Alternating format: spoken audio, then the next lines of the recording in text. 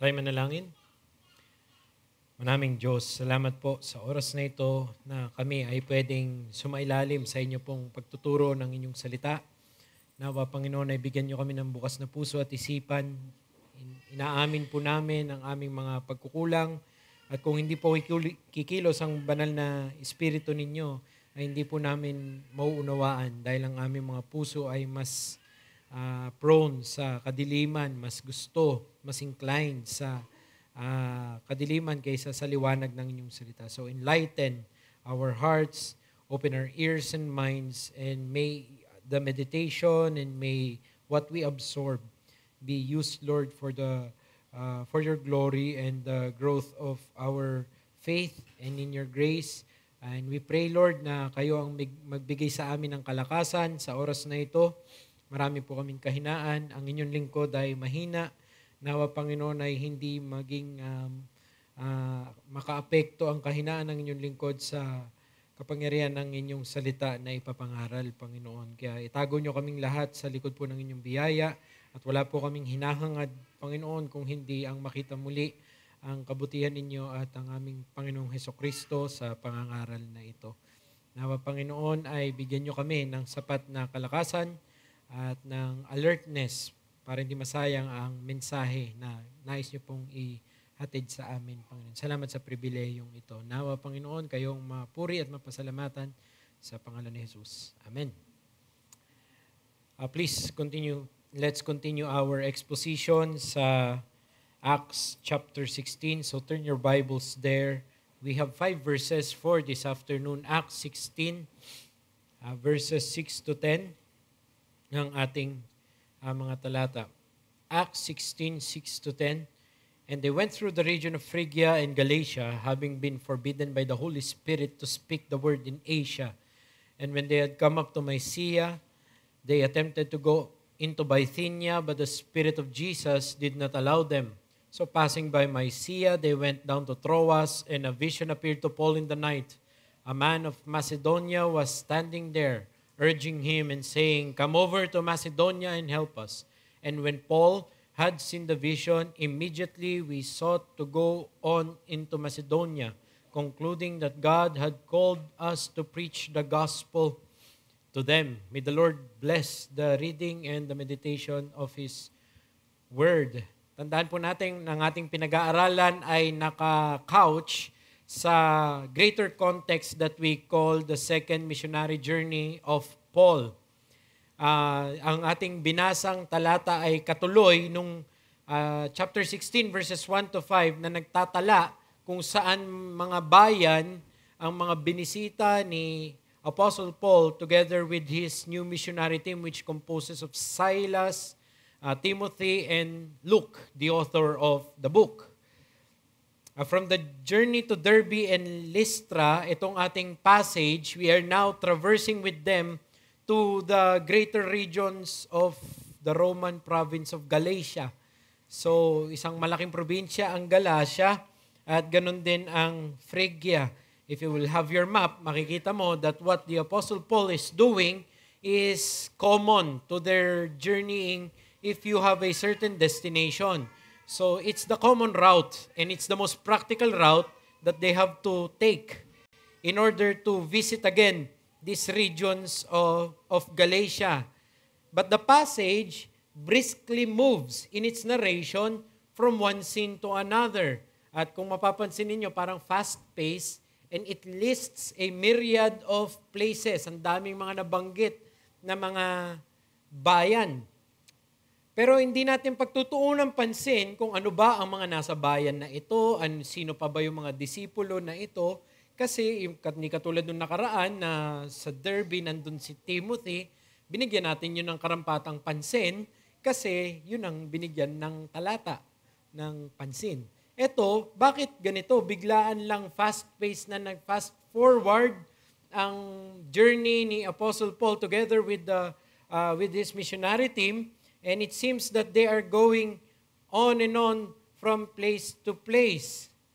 We see here in a cursory reading that it seems like it's just a routinary report of what they traverse to. Parang ako ay nanggaling ng La Union at ako'y dumaan ng Pangasinan at ako'y dumaan ng Tarlac at nakarating ako ng Pampanga at nakarating ako ng Bulacan para makarating ako ng Maynila. Basically, that's the traversing of north to south. Yes, north to south. Parang ganun din ang parang nilalahad dito. But what is most telling in the account is not the places that they're going, but that in this account, for the first time, in the book of Acts, we see here something peculiar. The Holy Spirit is said to have forbidden something or someone. May fino-focus dito si Lucas na may nag-ooperate within the scenes na kumokontrol sa kung saan pala sila pumupunta. And that's the Holy Spirit. And it's the first time na sinasabi na siya ay hindi niya pinahihintulutan ang isang bagay o ang isang persona na gawin ng isang bagay. Pag pinag-aralan niyo ang Holy Spirit sa Book of Acts, it's usually towards enabling.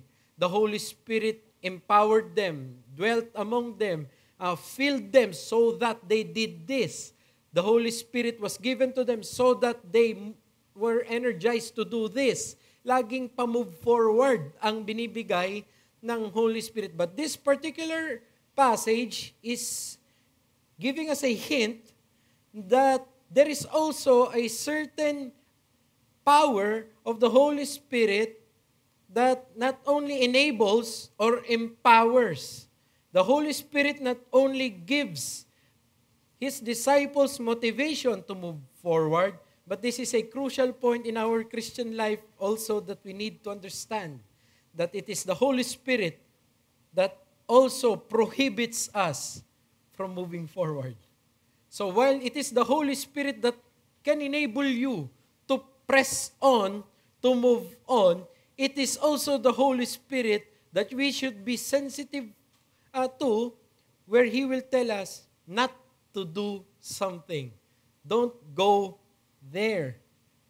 So the passage actually gives us not motivation, but points us to inhibitions, to stop. Ang talata na ating binasa ay continues actually a same element from the previous message or the previous paragraph na pinag-aralan natin. What was the previous paragraph? Which is chapter 16 verses 1 to 5. And if you would remember, what was our points there? That the missionaries were being adjusted by the gospel. And they were adjusted not only in their spiritual maturity, but also they have to adjust even in their cultural sensibilities. They were being compelled by greater considerations, not just themselves, not just what they want to do, not just what is convenient to them, but because the gospel is of great work, that it behooves us na kailangan pakinggan natin at isaalang-alang natin ng mas mga greater, mas mga dakila na mga konsiderasyon. At ganun ang ipinagpapatuloy na elemento nitong ating passage. We all know that this is famously called the Macedonian Call, wherein they were clearly given a vision, or Paul was clearly given a vision as to where to go by a special revelation. And many times we focus on that, but in this particular preaching and scenario, I want us to focus on that element that there is still adjustments for the missionaries because they are being calibrated by the Spirit, so to speak, but not due to a cultural or human factor that they need to adjust themselves. The text is clear. Why were they forbidden? It's purely a spiritual directive. Spiritual meaning of the Spirit.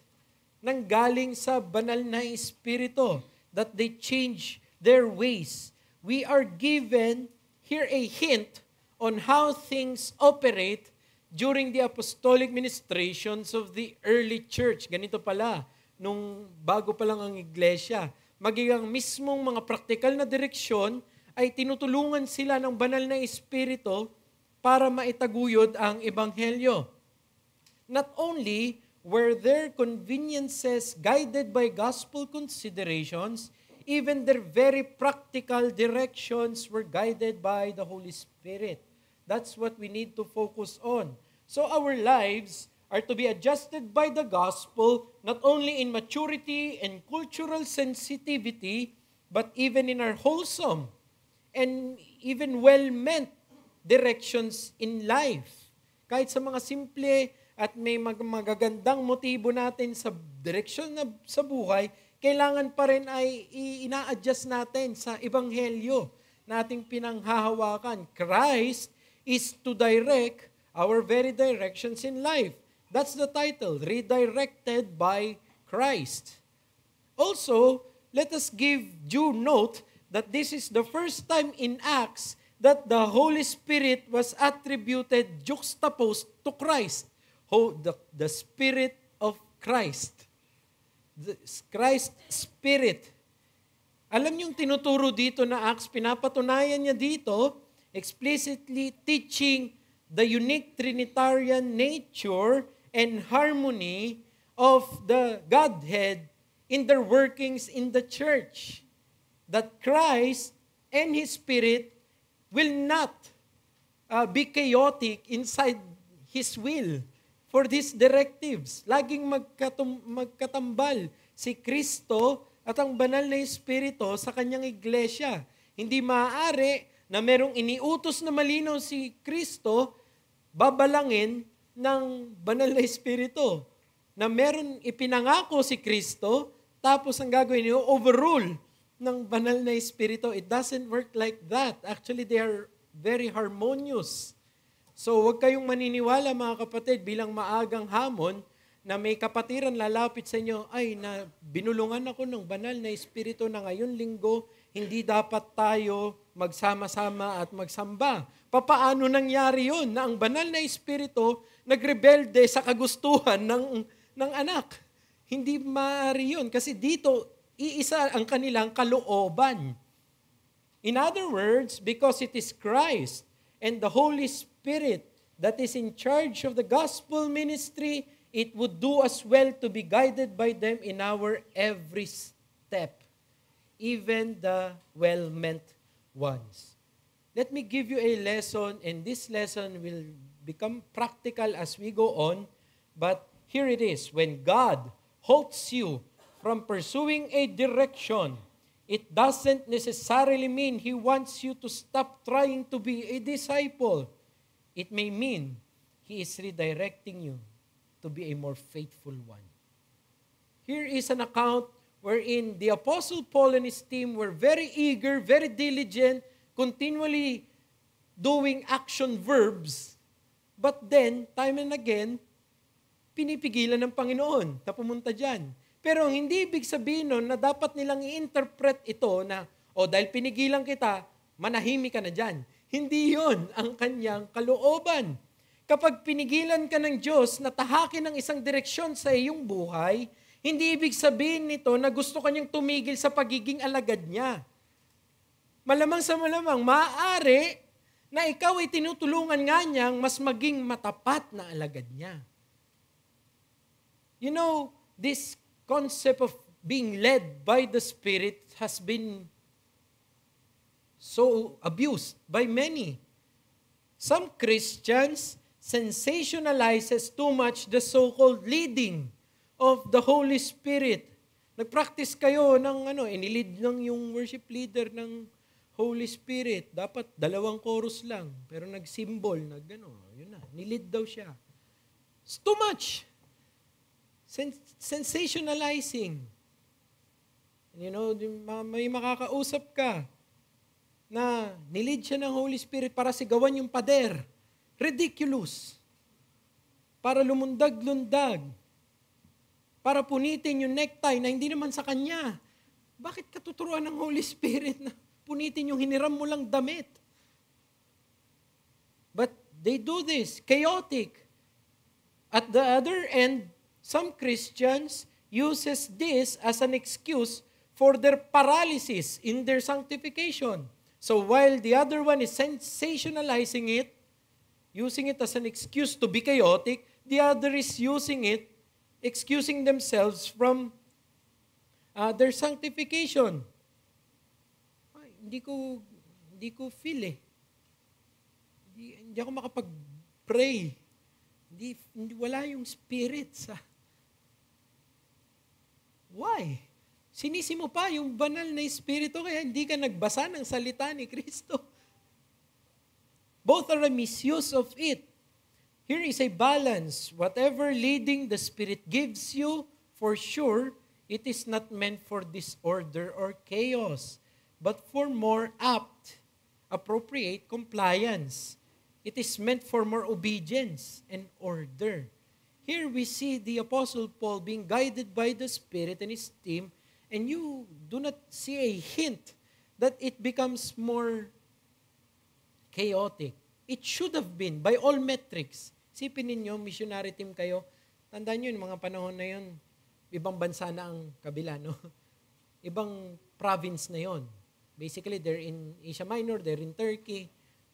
Isipin ninyo tayo, kunwari, guys, yung manonood tayo ng isang bagay, ang plano, Nueva Ecija, tapos ginawa na natin lahat ng pagpaplano, stocks natin, nandun na, o tatawid tayo, siguro gusto lang natin sa Corregidor, mala na, parang ganon.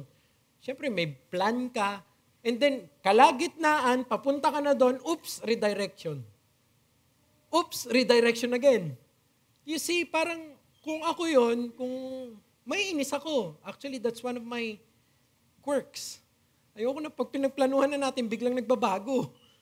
Oh, but that's me. Imbitahin nyo pa rin ako sa mga sporadic yung fellowship.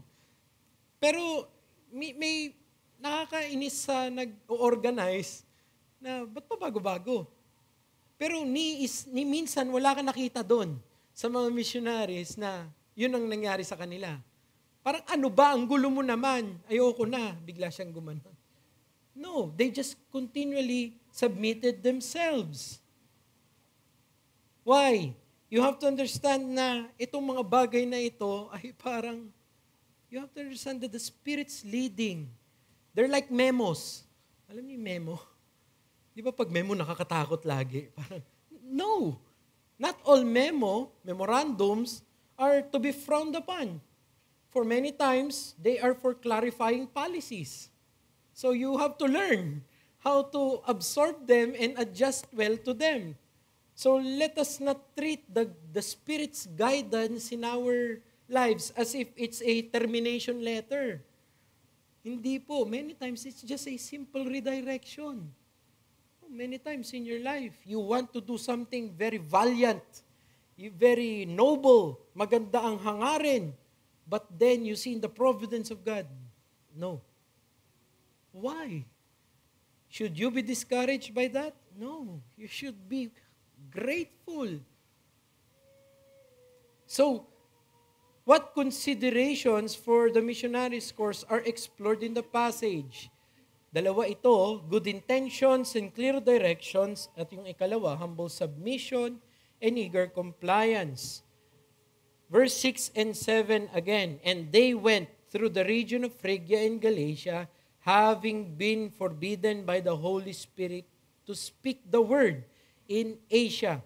And when they had come up to Mysia, they attempted to go into Bithynia, but the Spirit of Jesus did not allow them. The Holy Spirit of Christ stops Paul and the team, though their motives for their actions were good and actually are effective. They have, anong sabi ng text? From a sojourner's point of view, what Paul and his team set, of course, was practically good. Tama itong ginagawa nila. Kung ikaw ay, kumbaga, ikaw yung driver ng bus nila, tama to. Yung gusto nyong puntahan, yung itinerary nyo, tama.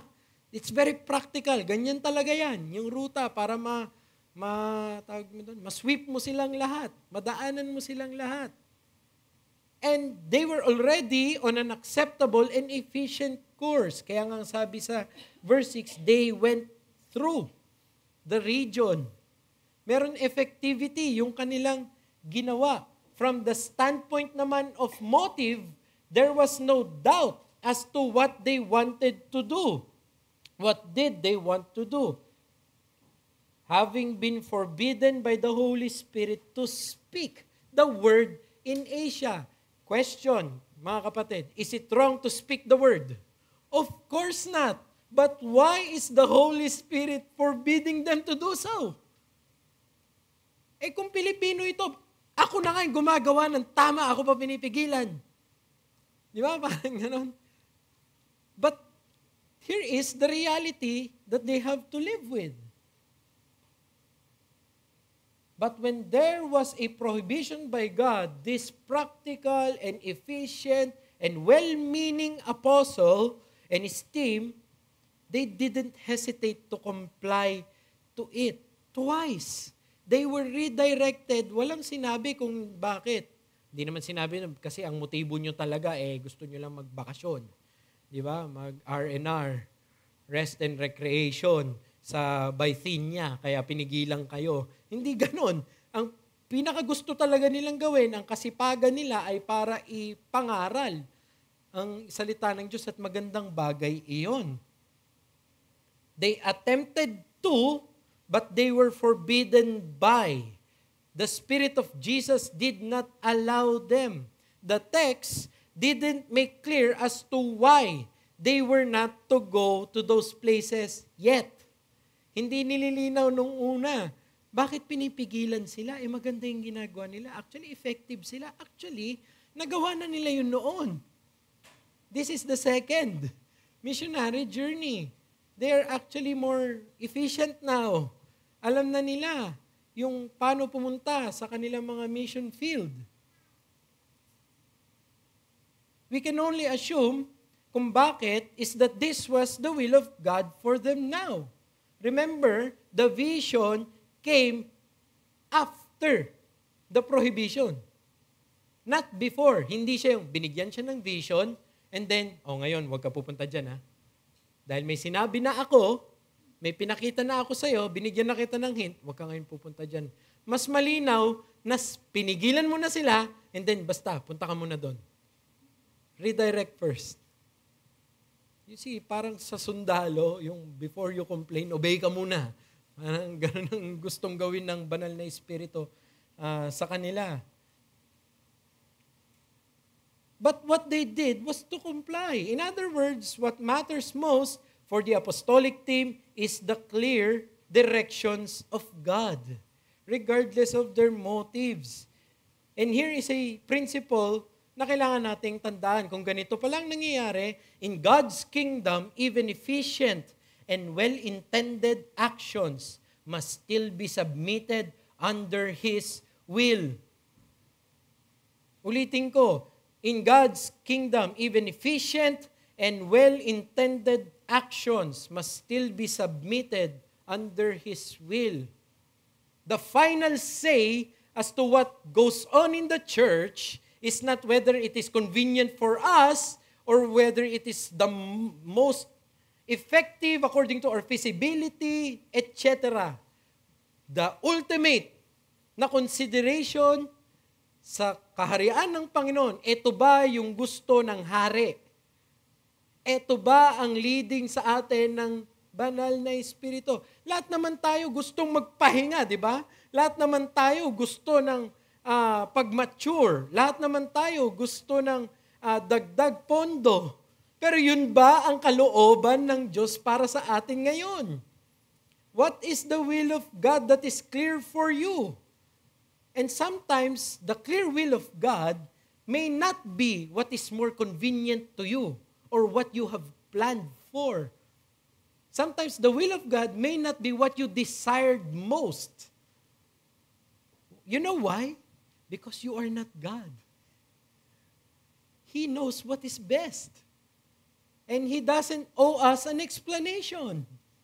He is the sovereign one. So mag-ingat tayo na baka ang Pilipino pa naman tayo, di ba? Lahat ng pagbabago, anong pinakamagaling natin gawin? Alma. Aalmahan ko yan. Pagbabago na yan, kahit mabuti na yan. May barangay ordinance na yan na bawal umihi sa pader na yan, aalmahan ko. Kahit hindi naman talaga ako umiihi sa pader, alam mo yun? Meron na naman sila mga di ba? Mag-ingat ka, na baka hindi man yan ang pinakagusto mo. Ang dapat sana ganito alam niyo yun, sino sa atin yung nanonood ng balita na habang pinupunta ni BBM yung mga flood projects na di ba yung sa mind mo?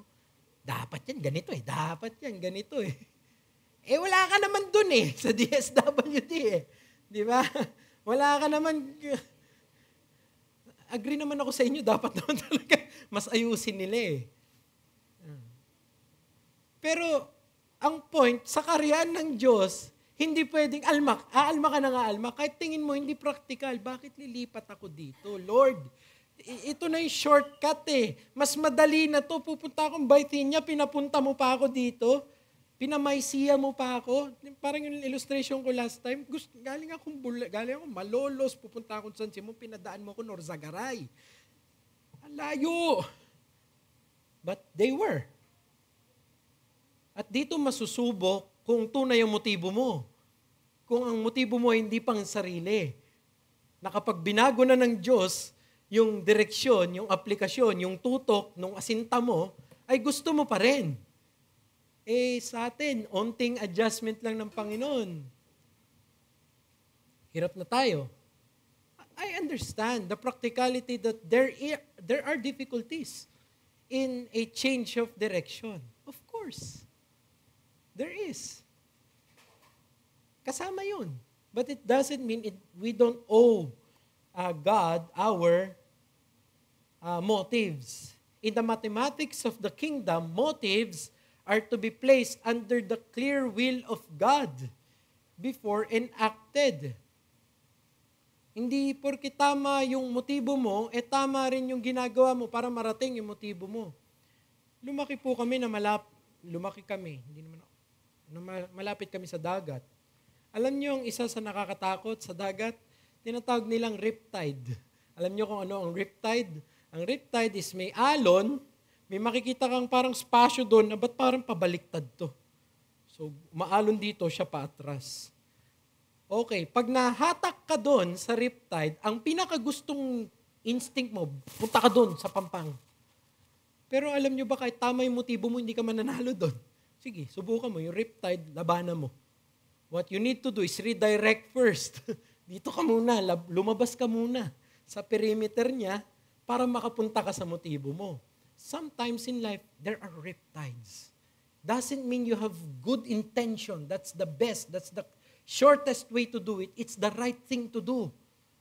Because sometimes you may drown if you do that. There are riptides in life and we thank God that hindi niya pinapabayaan ang kanyang iglesia at kanyang mga tao. Hindi lang natin naintindihan. It may be to spare us from danger kung bakit ka nire-redirect. Magiging malinaw dapat tayo dito. Bigay ko yung aplikasyon, tas explore natin ito Give more weight to God's own timing and direction for you rather than your own legitimate considerations. Yes, alam ko, wala naman dito ang hindi nag-iisip, di ba mga kapatid? Lahat naman tayo na nag-iisip tayo. May mga consideration tayo why we want to do this, why we want to take this course. Pero anong mas matimbang? Yung iyong kagustuhan o ang kagustuhan ng Panginoon? Kasi many times we're so immersed as to our personal battle plans, we forget. We forget to step back and surrender. Proverbs 19, many are the plans in the minds of a man, but it is the purposes of the Lord that will stand. Marami kang pwedeng planuhin. Marami kang pwedeng pagbulay-bulayan. Pero alam mo ang mangyayari? Alam mo kung ano magaganap? Yung kalooban ng Diyos. Isang ayon mo yung sarili mo sa kalooban ng Panginoon. Kaya dapat mas may timbang yung tiyempo at yung direksyon na pinapakita sa atin ng Panginoon. Ngayon, liliwanagin ko na. I am not saying here na maghihintay tayo ng supernatural voice na parang dati sa kanila na may talagang boses na magpapahinto sa kanila. For example, pupunta yung mga singles sa camp, no? May isang, kunwari, na atasan na driver, carpool. Sila, hinihintay niya. Ba't tayo mo pang, ate, kuya? Hinihintay ko yung kalooban ng Panginoon. Hindi ganon. Hinihintay mong may bumulong sa'yo. McDo, ganon yung bumulong. Tapos nag-drive-thru na siya. Hindi ka maghihintay ng ganon ngayon. I'm not saying that, I'm not opting for us na lahat na lang ganon. Kailangan mo ng supernatural na pagtutulak. But ang maganda dito, to consider now, in your own deliberation, teka lang, ano ba muna ang malinaw na sinabi ng Panginoon? The clear takes precedent over the unclear. At maraming bagay na unclear sa mga decision-making natin. Tama? Maraming bagay na hindi naman specifically stated sa Scripture. So, paano ka ngayon magagwardyahan? Paano mo ngayon makikita kung anong kalooban ng Panginoon? Dapat alam mo kung ano na yung sinabi niya. Kaya nga sila, Paul, kaya nilang magpatuloy. Kaya nga sila, hindi sila nadi-discourage kahit na paiba-iba ng direksyon kasi merong malinaw na sinabi sa kanila, you ought to preach. Dadalin mo yan. You are the apostle to the Gentiles. Hindi na bura yun. Nagbabago lang ng direksyon. So yung mga bagay na hindi nabubura para sa atin, yun yung dapat nag-guide sa atin. Kunwari, sino dito ang napakalinaw na para sa kanila? Kung sino ang makakasama nila pang habang buhay. Ito na naman tayo. Yan ka na naman, Kuya Jai. Move on ka na sa mga singles. Hindi, pero sige, sino ang malinaw na talaga sa kanila dito? Eto na. Siya na talaga. Nag-red siya ngayon. Walang naka-red, no? Hindi si Ate Glo. Nawala. Di ba? Parang naghihintay na. Hindi yan nakasaad. Kaya huwag kang pupunta kay Paz o kay Deacon. Siya na talaga eh. Siya, kasi nanaginip ako. May bumbunan. Bumbunan niya yun. Parang ito malinaw.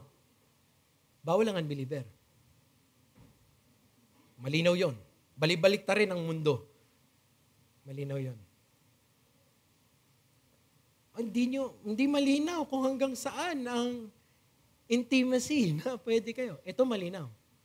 No fornication. No adultery. Malinaw yun. You must be guided by what is clear.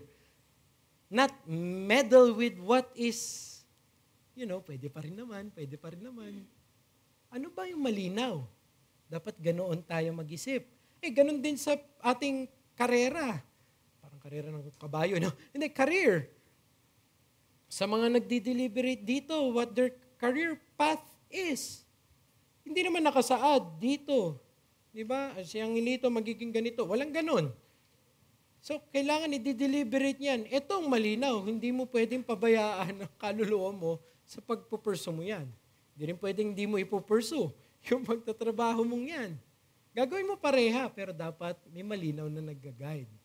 Nakukuha natin, kasi ito yung ultimate nating kaya tayo scripture alone. Ito ang otoridad mo. Ito yung malinaw na nga eh. Huwag mo nang kontrahin yung malinaw. Humingi ka na ng tulong sa hindi malinaw sa mga mas nakakaalam sa'yo. Di ba? Ano yung usapan dito? Minsan, di ba, biruan. Minsan, di ba, pag nagpapa-counsel, tinatago pag pogi. Hindi pwede. Yung nanliligaw, pero pogi. Kamukha ni Michael B. Hindi, joke lang. Parang ayaw. Diba? Ayaw ipaalam. Ayaw magpa-guide. Hindi naman mali. Pero pag yung alam mo na, yung hindi niya type, ano yan, spiritual, pass. Well, hindi pa it's not beautiful in this time. Ecclesiastes pa siya. But you see, the motive is expressed as to how you are handling those kinds of things. What is clear now is written down in scriptures. And you have your spiritual leaders, their advices, etc. You have your older Brothers and sisters, hindi lang pagdating sa larangan ng pagliligawan o pagtatrabaho, maging sa mga ibang bagay. Okay. How do you handle impatience? Ang utos malinaw, be patient towards all men. O paano to? What if nakakainis po talaga? You need others to tell you the grace, how to do that. I need that. Hindi nga, turuan niyo ako. I need that. Paano kapag makulit na? Paano kapag ang hirap na, mahalin? You see, here is life. So, what must we be willing to do? We must be willing to be overruled by God's providential means of guidance in your daily walk, in your plannings, in your directions. I'm not pinpointing anything in your life because I do not know everything that goes on. I'm just warning you, kapatid, it doesn't mean na well-meant that it is God's will. Of course, it should be well-meant. Of course, you do not want a motive na gusto mo manakit, gusto mo manloko. Ibang usapan na talaga yun. Pero hindi naman porke na, maganda naman itong ginagawa ko tama naman. Pero yan ba ang kalooban ng Panginoon? We have to be more prudent sa ating mga desisyon. Kasi baka hindi natin napapansin, meron na palang redirection na ginagawa ang Panginoon sa atin. Umaalma lang tayo, umaangal lang tayo, kaya hindi na natin napapansin, pagpapala pala yun. Ilan ang kwento niyo pwede niyo siguro pong ikwento sa akin na buti na lang, Kuya Jay. Buti na lang, Brad. Kasi ito yung gusto kong gawin, Tapos yung pala, alam mo, may disgrasyang nangyari doon. How many? Halos araw-araw siguro yun para sa atin. So, we have to be willing to be overruled. Are you willing to be overruled?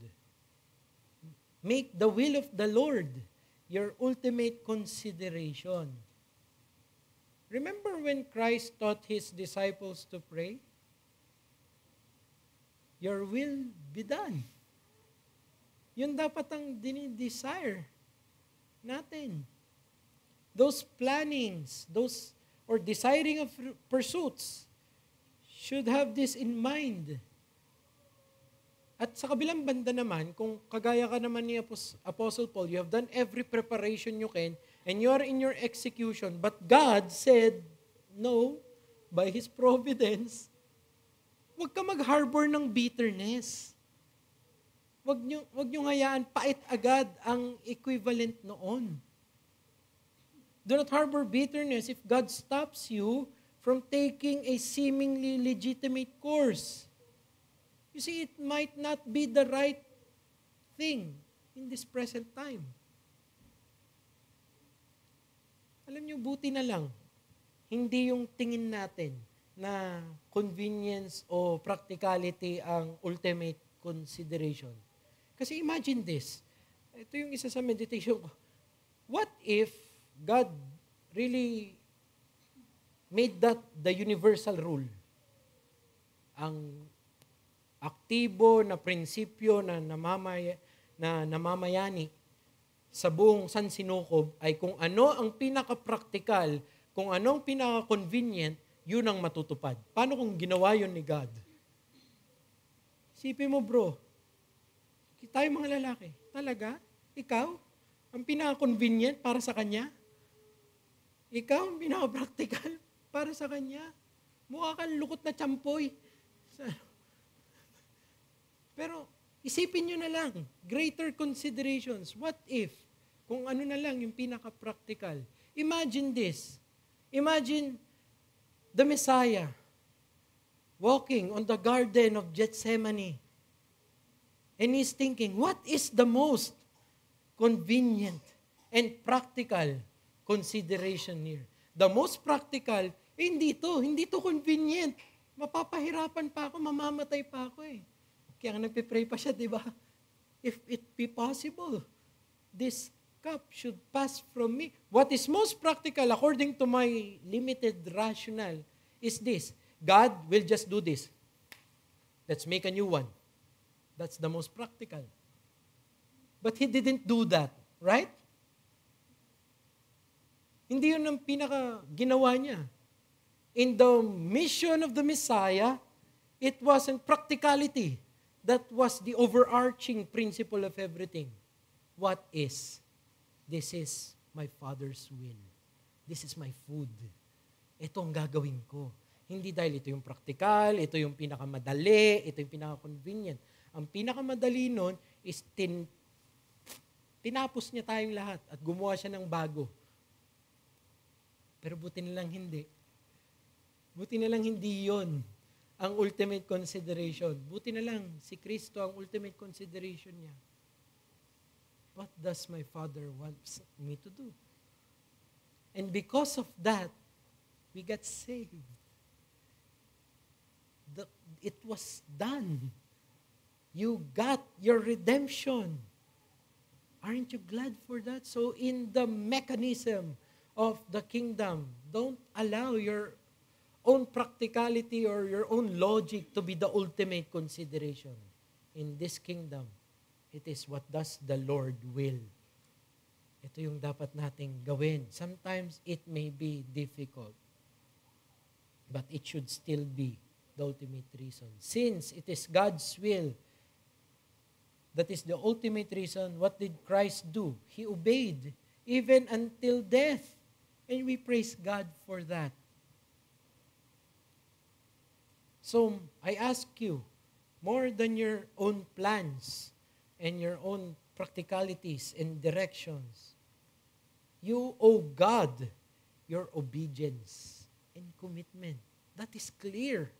You need to repent. Sa mga kaibigan namin dito na wala pa kay Kristo, hindi kung ano ang pinakamabilis, pinakamadali, pinakakaya mo lang, ang hinihingi sa'yo ng tagapagligtas. Ang hinihingi sa'yo ng tagapagligtas, buong buhay mo. Ang tawag doon, lordship. Akin ang lahat, hindi ang tira-tira. Ano ang hindi mo kayang bitawan dahil hindi ka nagkukumit sa Kanya, dahil hindi practical para sa akin. Mas mahirap, mas inconvenient. Madiderail yung plano ko. Tsaka ako na lang susundin yung redirection na binibigay ng Panginoon kapag naatim ko na yung mga pangarap ko. Ganun ba yung ginawa nila Apostol Pablo? No. Even at the midst of their well-meant missions, they were adjusted by Christ. They were redirected by the will of their Christ. So should you in your life. Hindi ikaw magdidikta kung ano yung dapat mong ibigay. Hinihingi niya malinaw. Your whole heart. If you want to be saved, it should be walang dadaan, di ba? Pilgrim's Progress. Pwede ba yun ang dumaan lang sa wicket gate na yon ni John Bunyan na yung kaliwang paa niya? Hindi. Buong-buong siya ang lumusot doon. Sa narrow na wicket gate na yun at sa narrow way na yun, buong-buong siya ang naglakad. Ganun din, ang hinihingi sa atin ng Panginoon, mga kaibigan, ay yung buong-buong ikaw. Hindi yung tira-tira mo lang. Hindi yung kung ano lang ang convenient sa'yo. Ito ay isang tipanan. Ito ay isang relationship. Kaya nga ang tingin natin kay Christ, hindi katulad ng tingin ng maraming mga evangelicals. Na ang tingin kay Kristo is a ticket to heaven. Yun na yun. No. We confess Him as Savior and Lord. Curious, nagmamay-ari ng ating buhay. At ito ang dapat. What practical or seemingly logical consideration is stopping you from obeying God's call in the gospel? And the question goes to even us, brethren. What consideration are you not willing to readjust sa Panginoon para masunod mo siya? Ano sa buhay mo ang hindi mo kayang mabitawan? There are things na well-meant naman, pero baka para sa iyo, hindi na yan tama. I remember my teacher, Pastor Noel, he said na when he got saved, he has to let go of one of the things he wants to do most. That's playing chess. Because for him, there is something that stirs up in him na baka maubos na naman siya doon. And he was playing ranked games. Yun na ranked games, hindi yung mga Mobile Legend. Top 10 na siya noon. And he has to stop. Is that a good thing? Is playing chess a good thing? It's a good thing. But sometimes it may not be for you. Even though it's just a good thing. It's well meant. It's for relaxing, for sharpening of the mind. But there are things na kailangan mong bitawan sa kaharian. Kasi hindi ikaw ang Panginoon. Maybe it's not for you. So wag tayong mainggit agad. Wag tayong magkukumpara agad. Buti pa siya, may ganito na. Baka hindi binibigay sa'yo ng Panginoon kasi hindi ka handa. O kasi hindi binigay sa'yo yung pagkakataon na yun kasi hindi para sa'yo. He knows, not you. Wag tayong maging mapait sa Diyos kapag may ganito. Are we willing to be readjusted by our good and merciful Savior in our directions? Pasensya na kayo, I made a case again with John Bunyan. Yun yung immersion ko. But alam niyo ba sa story ni John Bunyan, he was once a soldier. At alam niyo yung isang occasion sa kanyang buhay, dapat isa na siya sa magpapatrol sa convenient na oras niya, ng sentry niya. Pero may isang makulit na sundalo na ang gusto makipagpalit ng shift. Kumbaga, kung morning siya, GY siguro to. Alam mo yun, ganun siya. O graveyard, palit tayo, ako na lang muna. Alam niyo nangyari doon? Buti na lang. Nakipagpalit siya. Kasi nabaril yun. Sa oras na yun. Siya dapat yung nakaposte doon. Hindi mo alam kung ano yung mga pwedeng gawin ng Panginoon para ilayo ka pala. Kahit maganda naman sana yung gusto mong mangyari, but he was spared by this providential situation. So guys, we have to be willing na ma-overturn ang mga plano natin at yung mga kagustuhan natin dahil sa mas malalaking mga consideration. Okay? So, aside from that good intentions balanced with clear directions, meron din yung humble submission and eager compliance. I'll give you the observation, there was no record of opposition or retaliation from Paul and his companions. Instead, there was an immediate stride towards compliance to the call. Anong sabi ng text? And they went through the region of Phrygia and Galatia, having been forbidden by the Holy Spirit to speak the word in Asia. And when they had come up to Mysia, they attempted to go into Bithynia, but the Spirit of Jesus did not allow them. So, they returned. Yun ba yung nangyari? No. So, passing by Mysia, they went down to Troas. And then the vision came. A vision appeared to Paul in the night. A man of Macedonia was standing there, urging him and saying, "Come over to Macedonia and help us." We will explore this in a further time because they will eventually reach Macedon. Okay? Nandun ang Philippi and Thessalonica. But ang sabi niya, "Come over to Macedonia and help us." And listen to verse 10. And when Paul had seen the vision, immediately we sought to go on into Macedonia, concluding that God has called us to preach the gospel to them. When the vision came, when the redirections came, there was no pag-aalma ni Apostol Pablo. Pero nung naliwanagan na sila sa dapat nilang gawin, ano naman ang meron sila? They were very eager to do it. And immediately, when Paul saw the vision, had seen the vision, immediately we sought to go on. Wala kang nakitang huminto sila. Actually, tuloy-tuloy lang sila. Very willing na mga servants ito ng Panginoon. The passage records Paul and his team constantly on the move, despite being hindered to go to one place. They went, they came up, they attempted, they went down. Nakikita nyo yung parang umiikot-ikot na sila, pero yun yung mga verbs nila. They went, they came up, they attempted, they went down. So even in times of uncertainty, nandun pa rin sila na trying to be faithful. But when Paul saw the vision, immediately we sought to go. There was not a record of stopping, but of continuing the work all through the passage. Alam niyo kung anong tawag dito? This depicts maturity by the apostle and his companions. This is spirituality. To be redirected doesn't mean to be discouraged. No. Here's the principle. Maturity is having your eagerness for obedience undeterred, even if there is a reordering of steps.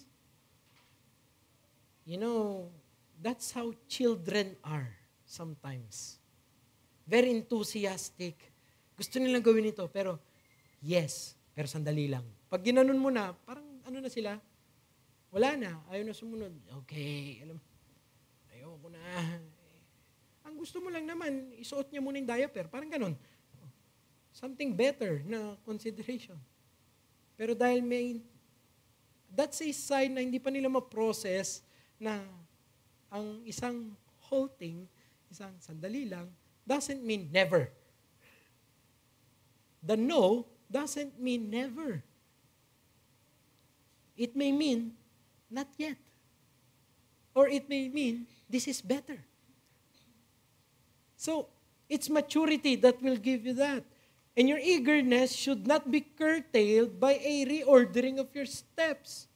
To oppose and retaliate over a redirecting order is a mark of the grumbler tuloy, and the mature. And the immature, ano ba yan, Jai? The grumbler and the immature. Yung kada utos sa'yo na hindi mo gusto, yung wala ka man lang kagustuhan, wala ka man lang eagerness na mag-obey, that's a sign of immaturity. That's not a sign of good soldiery. That's not a sign of a good child. That's not a sign of an obedient worker. Lahat na lang ng policy, aalmahan mo, kagaya na sabi ko kanina.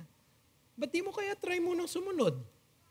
Malay mo, meron silang nakikita na hindi mo nakikita. Hindi ka naman sinasabing never, di ba? Baka naman, stop lang. Slow down lang. Baka naman, not there. Sometimes, like in the text, God doesn't explain why He stops you immediately. God doesn't explain why He stops us immediately. But you know what is immediate? He expects you to still obey them. Here's the reality. Sometimes, the why, bakit, of God's not there is not as clear as to God's there. Bakit hindi dito? I mean, kung ako siguro si Paul, ilalaban ko pa yung kaso ko. Ganun ako ka-rebellious eh. Bakit Macedonia? Pwede naman itong mga to, lapit to. Lord, ba't di na lang itong mga to? Bithynia, papupuntay mo pa kami sa Gresya. Papupuntay mo pa ako Macedon. Ang plano ko lang naman, dadaan ako ng ganyan. Darating na rin tayo dyan, God. Wait ka lang, ginanong ko pa siguro si Lord. But not Paul. Immediately we go there. Yun ang gusto ng Panginoon. Kahit na ito na yung pinaka-convenient, ito na yung pinakamalapit. Di ba? I-allegorize natin. Kasalanan dyan ba niyan ito, ina-allegorize. Di ba? Sometimes, ganun sa buhay. Ito na Oo na siya Naligawan ko na, pero but Lord, hininto mo pa. Sometimes, pwedeng ganun. No, this first. Doesn't mean never. It may mean just not yet. Tama. And God doesn't owe us any explanation. But what should happen is that we should be mature enough to not allow that to quench our eagerness. Sana pag dumating yon, willing pa rin tayong sumunod. Okay, tanungin natin mga sarili natin, nababawasan ba ang kasigasigan nating sumunod, yung zealousness natin, kapag hindi natutupad yung exactly gusto natin? Ay sana naman hindi po. Sana marunong tayo na mag-adjust. May flexibility tayo to obey. At yung flexibility na yun, hindi niya dapat nakakirtail, nababawasan yung eagerness natin. Ang saya ng ganun. Ang saya ng isang basketball coach na kahit ito yung gustong gawin ng ace player niya, pero pag mas may nakikita kang paraan para mas makascore o makadepensa, at sinunod niya wholeheartedly, masaya yung team na yun. Although it was not the most convenient. Sometimes ganun. So in moments, application in moments of postponements, increase your zealousness to obey Christ. Hindi ka dapat manglamig. Sa kung pinaghihintay ka ng Diyos, postpone, huwag ka manlalamig. Mas lalo ka dapat naggagather ng energy. Mas lalo ka dapat willing. Huwag mo kagad interpret na ayoko na. Alam niyo, ang pana at palasok, the longer a bow is withheld, the greater the impact. Kung ganun lang yun, dyan lang yan. Pero sometimes, God wants you to reach more. That's why you have to wait more before being released. You're building up your momentum. It should not be na pag sinabing not yet, ayoko na lang. Hindi maganda yun. Mas maganda, yes Lord, now what? Now tell me what to do. I'll still do it. Sana ganun tayo. Okay, right now I'm in the waiting area of a particular aspect of my life. Please Lord, help me. Tell me how I can be the best servant for you. Like what the Apostle Paul did. Eagerness for obedience must be intensified, especially during prolonging of the executions. What is the greatest desire or hope of the Christian? What should be? It should be that our Lord Jesus come back. Take us home. Come, Lord Jesus. When in the moment of waiting, should you be lethargic? Is that the ethics or the test of your eschatology? Ang eschatology mo dahil hinihintay mo si Kristo, mas lalo kang tinatamad. What is the Christian ethics for his eschatology? Seeing then that these things are about to happen or will be dissolved, what manner of, man of faith you ought to be exercising. The more eager, the more diligent the servant, the more alert. We are in the last age. To put an illustration, alam niyo yung preachers, hindi naman kami ganun, pero kunwaring ganun kami, na alam niyo siguro may 5 points ako lagi kapag nagpipreach. Ano nangyayari kapag, last point. Di ba ano nangyayari sa inyo? May something, di ba? Uy, last na. Suot ko na yung tsinelas ko. Alam mo, yung mga ganun na yan. May something eager na. Ang point ko dito, wag mong hintayin na sabihan ka na last point. Kahit hindi mo pa nakikita yung ending, eager ka pa rin. Waiting pa rin. Sige po, that's willingness. That's maturity. That's eagerness. That's zealousness. Be fervent in that, brothers, sisters, while you're waiting for the will of the Lord. Do this and do that. Be more Christ-like. Look to Christ still. Persevere on sa faith mo, nakatingin ka pa rin sa dapat mo. Sige Lord. What do you want me to do? That's true servanthood. So, lalo sa prolonging days. So don't allow God's no to be translated into the never mind. Instead, make it your, yes, Lord. Where now? Saan ngayon ako? Please, let me serve you. Please, let me do this. Nandun pa rin yung eagerness mo na magsilbi. Do you allow redirections to discourage you in your spiritual walk? In your, hinahayaan ba natin? Brothers, we don't obey Christ only when things turn out the way we want it. It seldom does. Napapansin ninyo, napakaunti ng pagkakataon na nangyari yung pinakagusto ninyong mangyari, the way gusto ninyo to mangyari, the way plinanan ninyo mangyari. I mean, any engineer and architect will tell you na hindi naman gumagalaw yung building, pero hindi sumusunod. Lagi na lang merong kailangan i-adjust. But it's for the better para i-adjust yun. Tama, sometimes in our growth, ganun din. Hindi mo naman, sige, dahil hindi nasunod yung original plan ko, tigil na natin yung project na yan. No, we have to learn to build it still with the appropriate adjustments. So it's true in our faith. Let's be willing to we strive to obey Christ even in our, even if it is inconvenient, even if there is redirections. Can we say with the Apostle Paul, and immediately we sought to do what God wants us to do? Can you really say that?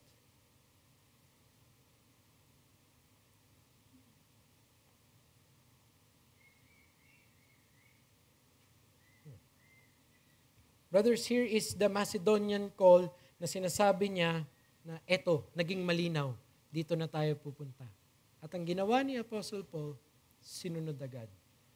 Kung kanina, yung hindi mga malinaw, di ba parang dapat i-guide natin to this, we have to learn to be sensitive to the will of God. Paano naman kapag parang Macedonian call na?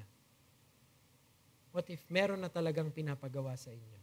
Will you be willing to do that? Will you be willing to answer that call? Even though it's more difficult, it's harder. But this is discipleship. This is the kingdom's expansion. So ask yourself, am I really willing to obey my Christ even if it's not the most of my desires? It's not how it will reflect most of my wants or it will meet my supposed needs? Can I really do this? And I hope we can because we still have the same Christ.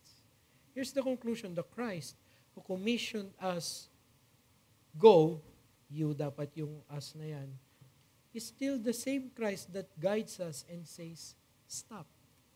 So let's learn to be submissive in both. Let us pray. Father, we thank you for these 5 verses rich in practical applications, but many times we are not as sensitive to your will. We are not as obedient to your redirections. But Lord, please, don't stop na i-guide kami sa tama. May you always be with us in our walk. For where will we go if you have the light? We will just walk in darkness. So we pray, Lord, na patuloy niyo pong ipakita sa amin yung dapat naming lakaran at matuto kami na i-adjust ang aming mga sarili sa kalooban po ng aming Panginoong Hesukristo. Kami dalangin sa pangalan ni Jesus. Amen.